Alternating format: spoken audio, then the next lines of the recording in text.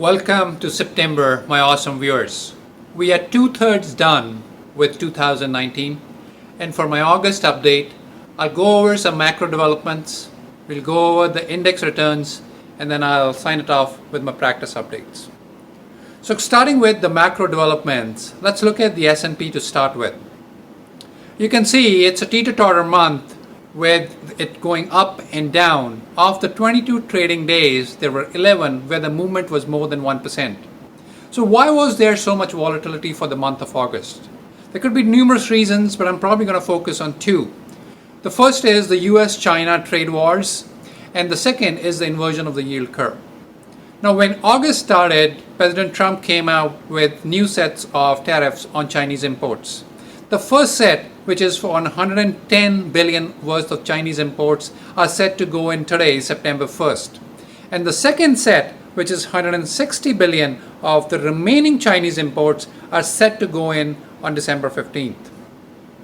Now, China, not to take one line down, retaliated on their own twofolds. First, they put tariffs on 75 billion of US agricultural imports coming into China.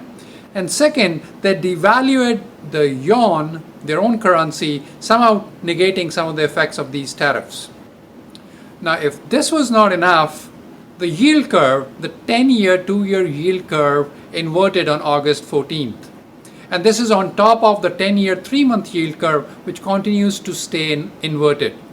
So there were numerous reasons out there in the month of August that spooked investors, that led us to this volatile month that we saw on S&P 500.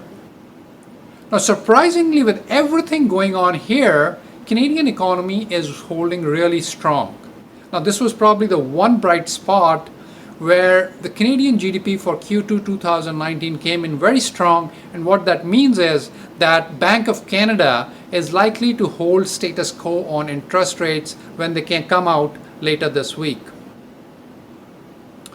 Now, how does all this translate into index returns? So let's look at what the markets returned for the month of August. Now, bond yields continued to fall, which means bond continued to build up on the great year run they had for the year, posting another great month for August. The equities are starting to go sideways, barely hanging on to the gains till date, but the strongest performer that has come out is gold, which is up, which is the best asset class so far in 2019. So looking out for the remainder of 2019, what are the things that are concerning me? What am I watching out for? So the first is obviously the US trade, China trade talks. They're supposed to resume again in September. So let's see if there is any meaningful development on these. And the second is the possibility of a no deal UK Brexit with Boris Johnson as the new PM in UK. So if all this volatility around, like the possibility of trade wars could leading to a possible currency war, trade tensions, there is a lot of volatility out there which could concern investor portfolios, and downside risk management is very important.